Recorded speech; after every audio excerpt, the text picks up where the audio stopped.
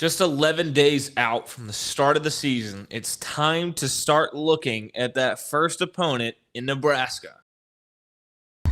You are Locked On Northwestern, your daily podcast on the Northwestern Wildcats, part of the Locked On Podcast Network, your team every day.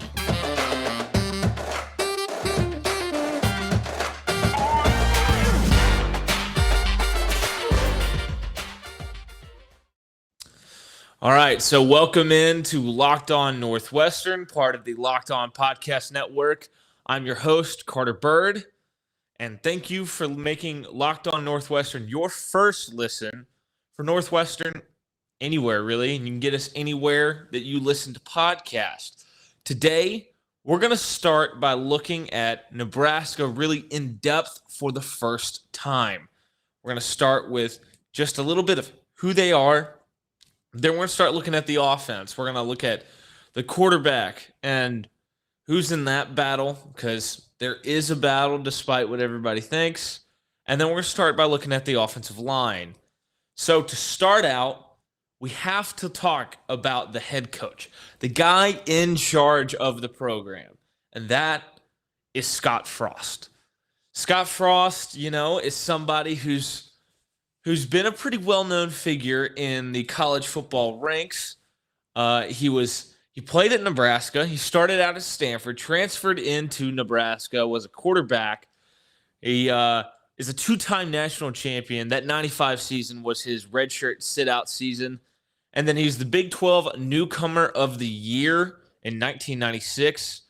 And then in 1997, he led Nebraska to a national championship. He had a 24-2 record in his time in Lincoln, and he went on to become a coach after a brief stint in the NFL as a safety. And his name really popped up in 2016 when he became the head coach at UCF. And at UCF in that first season, he went 6-7 with a Cure Bowl loss. But it was that 2017 season that really made some noise. And that's when UCF went 13-0 with an AAC championship, went to the Peach Bowl and beat the Auburn Tigers to become the Peach Bowl champions. And then, of course, as everybody knows, they proclaimed themselves national champions despite not playing in the college football playoff that season. It's one of the more interesting seasons in college football. They had some really breakout players. You had the Griffin brothers that were phenomenal. But shortly thereafter, on December 2nd of 2017, Scott Frost is named the head coach at Nebraska.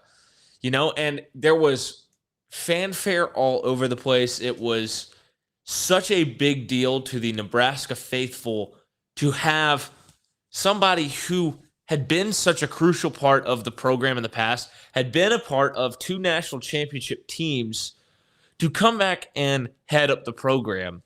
But, things didn't quite get off to the hot start the Nebraska fans wish it had, as he opened his tenure at Nebraska, I believe, with 6 straight losses. That first year going 4-8 and 3-6 in the Big Ten. The next year, there was a little bit of improvement. He was 5-7, again going 3-6 in the conference. And then, of course, after the pandemic season, making the, threat that they were going to go play football wherever they wanted, and they were going to make sure they played in that season, they really didn't make much of a splash in the pandemic-shortened season, going 3-5. Of course, all those games in conference play in the Big Ten. And then in 2021, they, ironically, it's an ironic title that I'm going to stick them with, but they were the best 3-9 team, maybe of all time. I mean, truly amazing how competitive they were, but yet how far they were from even making a bowl game. They went 3-9 overall, 1-8 in conference play, with that one win being against Northwestern in 2021. And so in his entire tenure at Nebraska, Scott Frost is 15-29 and 10-25 in conference play. Not exactly what you'd want after 4 seasons at the helm at your alma mater. And that's why he comes into this 2022 season with the seat maybe getting a little toasty. And maybe starting to feel some pressure. And this may be a prove it or lose it type year, where he has to prove that he is the guy to lead Nebraska back to relevancy, or there may start to be some serious discussions about moving on from the Scott Frost era. Of course, that 2021 season, if things had just bounced the other way a little bit, we could be having a very, very different conversation. In that, of their 9 losses in 2021, Nebraska had 8 losses by 1 score or less.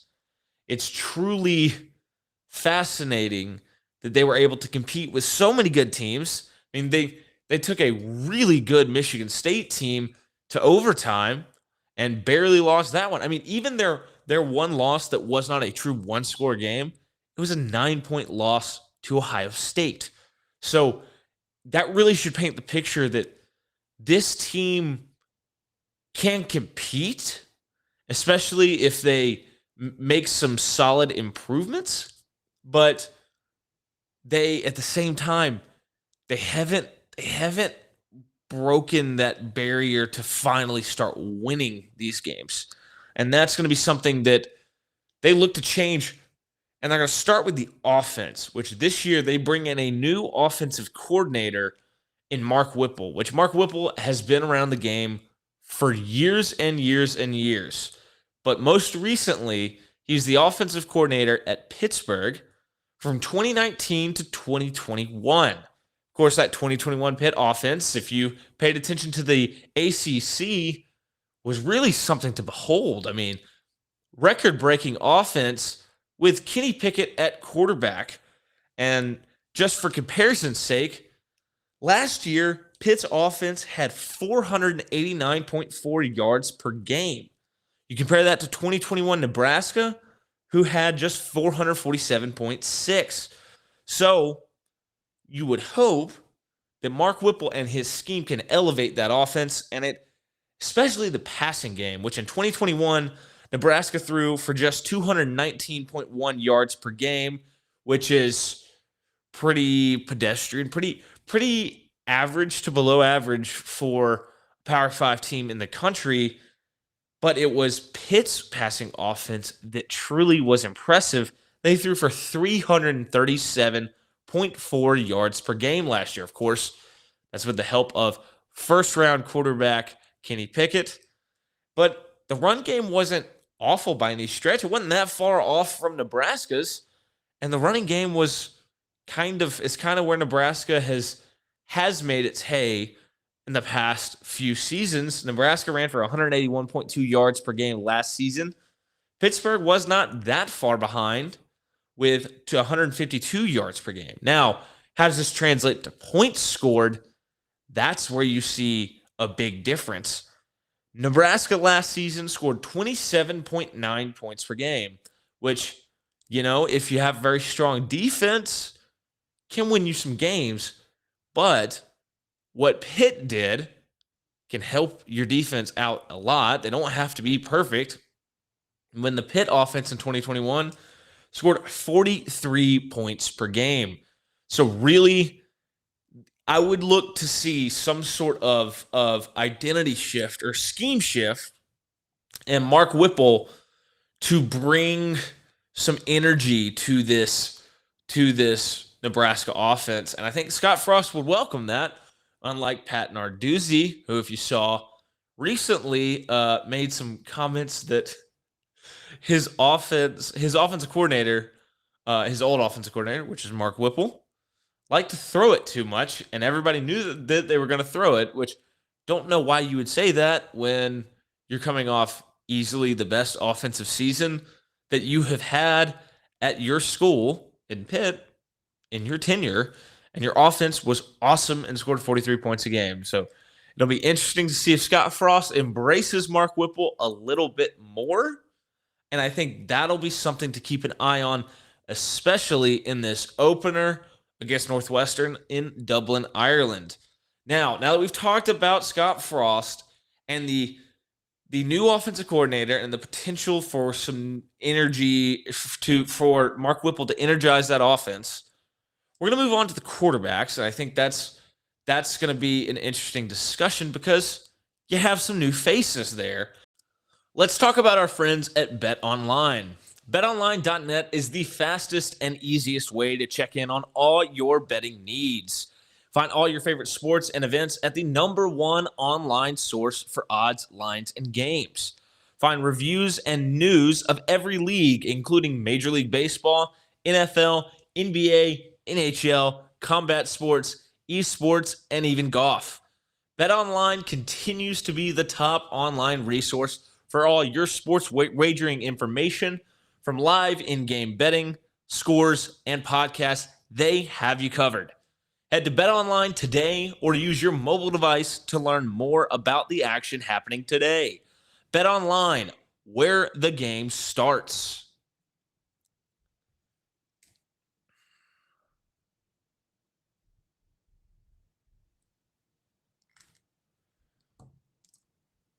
All right, so we've talked about the head man in charge and the new offense coordinator, but I think the position that's going to make catch the most eyeballs for this Nebraska team going into this first game is quarterback. And the presumptive starter, we're going to start with him. I do think there's more of a battle than is being led on by some people in the media. But both players are transfers, but we're going to start with Casey Thompson, a junior out of Oklahoma City, Oklahoma, a Texas transfer, 6 foot, 195 pounds, went to Newcastle High School in Oklahoma City. And so far in his career at Texas, in 2019, he was 8 of 12 for a 66.7% completion percentage for 84 yards. He rushed the ball 10 times for 22 yards and a touchdown. In 2020, he was 12 of 17 for a 70.6% completion percentage for 225 yards, 6 touchdowns, 0 interceptions. He had 8 rushes and 31 yards as well on the ground in that season. And then 2021 was where you saw the greatest sample size that he has had so far in his career. He was 165 and 261 for a 63.2% completion percentage. He threw for 2,113 yards, 24 touchdown passes, 9 interceptions. He carried the ball 55 times for 157 yards and 4 touchdowns as well. Coming out of high school, he was a pretty highly rated player. He's a 4-star in the 2018 class, the number 291 national player in the country, number 14 dual threat quarterback, and the number 6 player in the state of Oklahoma. His brother and his dad played at Oklahoma. His brother ended up transferring to Utah to finish his career. And when you read about this Nebraska team, something that Casey Thompson is really stressing is really trying to become a leader in a short amount of time for this Nebraska team. He wants to get better. Last year, there was a real drop-off when he injured his thumb in the middle of the season, and I believe after that point, his yards per attempt dropped to 6.1 yards per attempt, which is not very good. He's not pushing the ball down the field. Well, he had those issues that lingered through the rest of the year and into the spring, and he's had a procedure in April, and I believe he has resumed a normal throwing program and is now back and healthy, and it's evident according to what you hear from Nebraska practices. He has a lot more arm strength. He has a lot more grip strength on the football. So he looks to have improved that strength and accuracy from the spring when he was still dealing with that issue. And I think that he is the guy that most people are projecting to be the quarterback in this 2022 season. But he's not alone in that quarterback room. They have yet another transfer in Chubba Purdy, a redshirt freshman out of Queen Creek, Arizona, 6'2", 210 pounds out of Perry High School. Went to FSU out of high school and transferred in 2020. In his first year at FSU, he was 27 of 53 for a 50.9% completion percentage for 219 yards, threw 2 touchdowns to 1 interception, had 19 rushes for 57 yards. In 2021, he was 5 of 5, 100% completion percentage, with 98 yards, 2 touchdowns, 0 interceptions, and a single rush for 5 yards. You know, he's somebody who, just like Casey Thompson, was pretty highly rated out of high school. In that 2020 class, he was a 4-star, the number 192 player in the country, the number 7 dual-threat quarterback, and the number 6 player in the state of Arizona. So he's, compared to Casey Thompson, slightly higher rated coming out of high school. Granted, a couple classes later. He's a little bit bigger than Casey Thompson, and that's evident. He's a couple inches taller, about 15 pounds heavier, and he's taken a big jump so far from the spring into fall camp, and that was very much noted by offense coordinator Mark Whipple. And confidence in the players on the team seems to be rising in Purdy. And that's why I would say that this is not yet 100% Casey Thompson's job. The way that they're talking about Purdy makes it seem like this is much more of a quarterback competition than most people in the national media would probably believe. And that'll be something to keep an eye on as this game approaches on August 27th, is who does Casey Thompson finally force enough separation to really take a stranglehold on this quarterback job for Nebraska?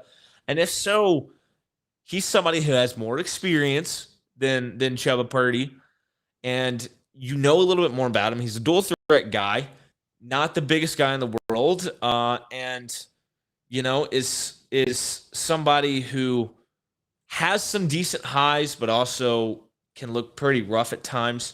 But so far, Chubba Purdy has been splitting first-team reps with Casey Thompson in fall camp.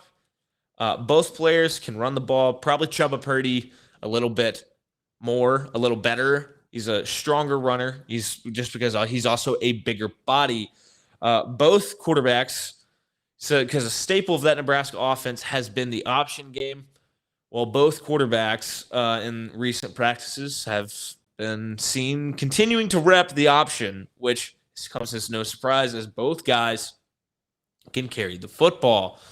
But as we move towards that first game, I would expect Casey Thompson to be the starter, but I would not be shocked by any stretch if Chubba Purdy takes that job, just because of the fact that Casey Thompson is coming off a thumb surgery on his throwing hand that affected his ability in the back half of 2021 and into the spring. Maybe Chubba Purdy made up enough ground and impressed enough people and rallied the support of his teammates enough to take that job, but it'll be interesting to see who the starter is as August 27th approaches.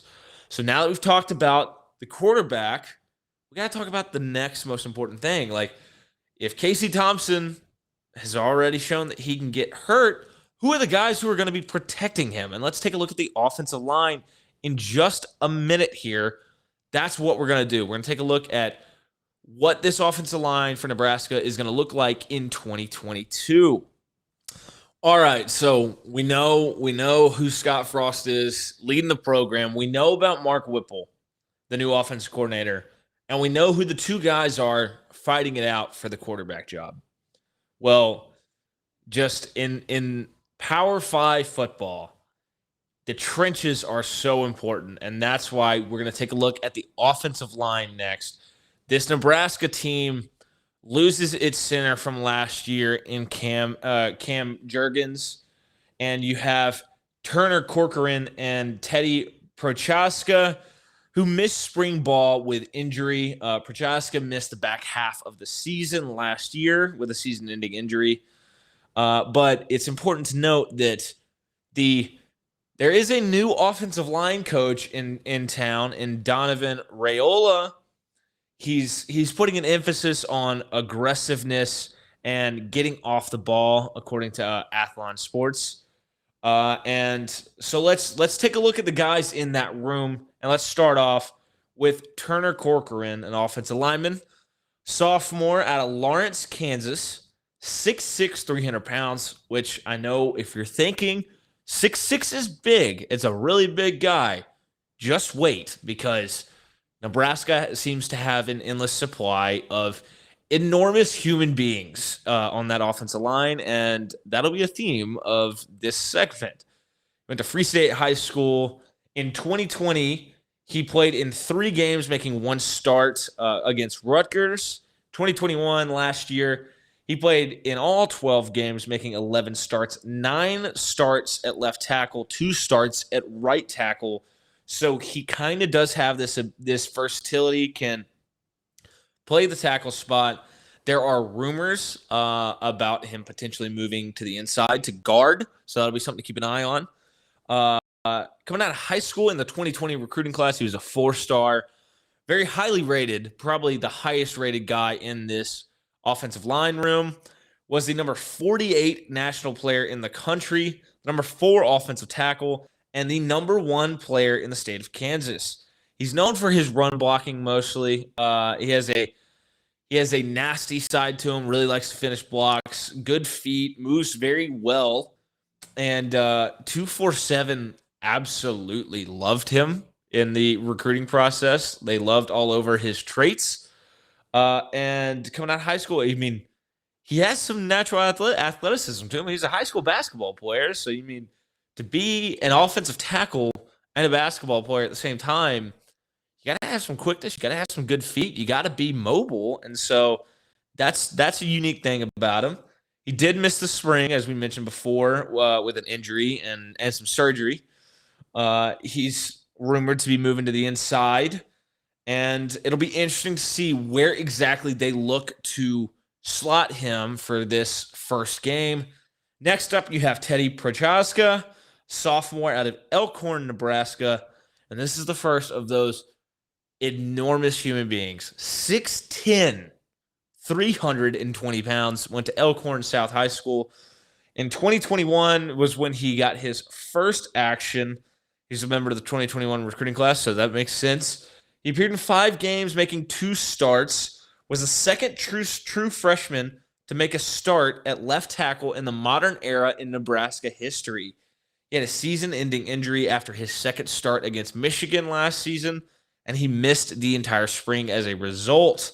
In that 2021 class, he was a 4-star, the number 245 national player in the country, the number 18 offensive tackle, and the number 2 player in the state of Nebraska. Now, when this offense walks out on the field for their first drive in Dublin, you're going to notice him because, my goodness, at 6'10", 320, he has an enormous frame. Next up, you have Nerodin Noeli, who is a transfer from Colorado State, a junior from Frankfurt, Germany, probably the most unique hometown on this offensive line room.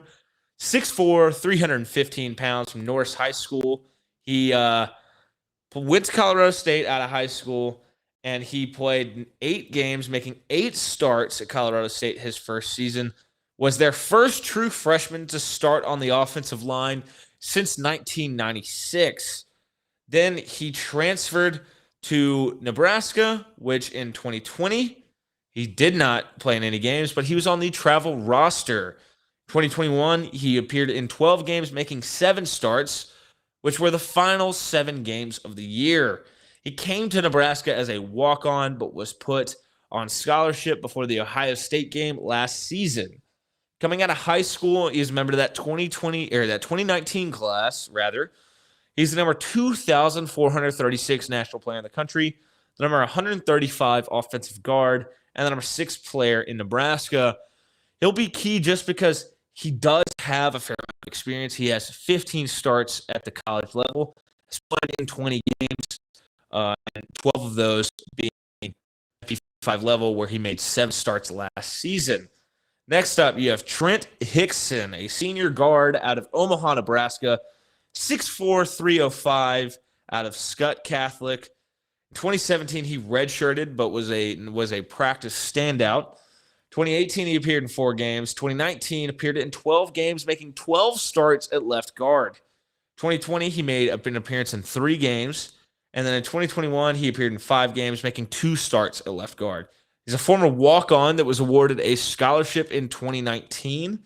He's a member of the 2017 recruiting class, where he was a 2-star. He was number 3,506 player in the country, number 209 defensive tackle. So he's actually rated as a D tackle coming out of high school, number 12 player in the state of Nebraska.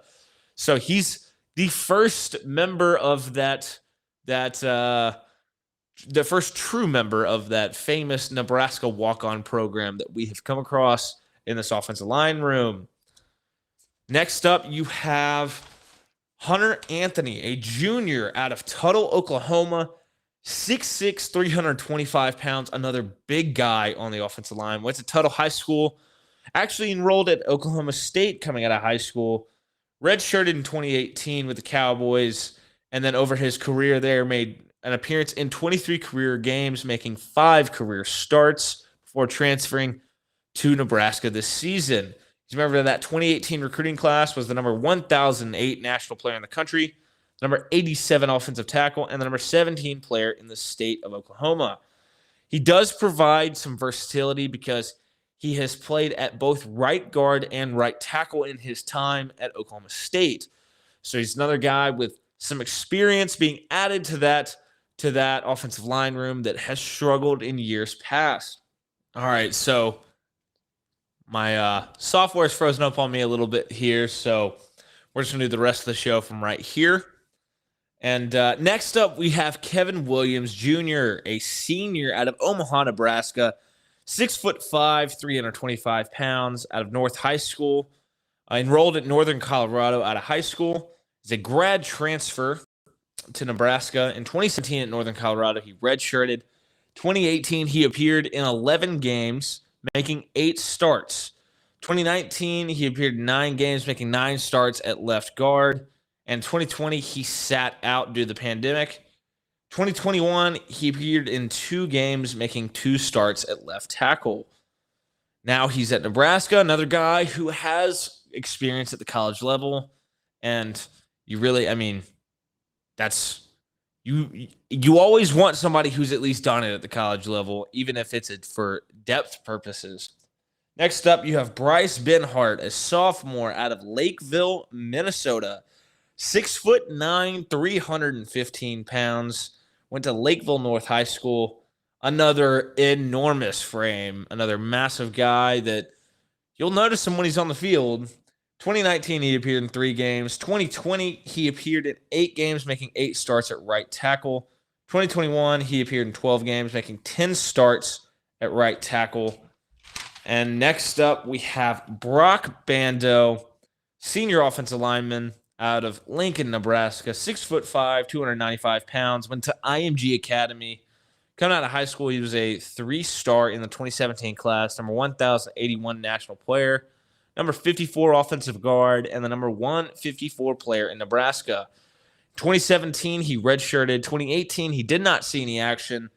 2019, he appeared in 12 games. 2020, he appeared in 8 games. And then 2021, he appeared in 9 games. He's yet to make a start in his Nebraska career, but he's somebody who's been there a long time in that system. Next up, you have Brant Banks, a sophomore out of Houston, Texas. 6'8", 300 pounds, out of a Westbury Christian. In 2019, he redshirted, making an appearance in 1 game. In 2020, he appeared in 4 games. And then in 2021, he appeared in 9 games, making 1 start at Illinois at left tackle. He's a 3-star in the 2019 class, number 854 player in the country, number 113 player in Texas, and the number 68 offensive tackle. Another huge frame on the offensive line that has plenty of big guys, and if they want, they can just put the largest group of humans probably in college football out there across the five guys. Another guy with starting experience, although it is just a solo start. And interestingly enough, when you look at his bio on the Nebraska site, he was added to the Nebraska basketball roster before the Big Ten tournament in 2019 and had 3 minutes of action in his basketball career. So overall, you have 154 games of college experience in that offensive line room for 2022, 68 career starts at the college level. And overall, I think that's going to help this offensive line group improve. The last few years, if you talk to Nebraska fans, it's been a little underwhelming.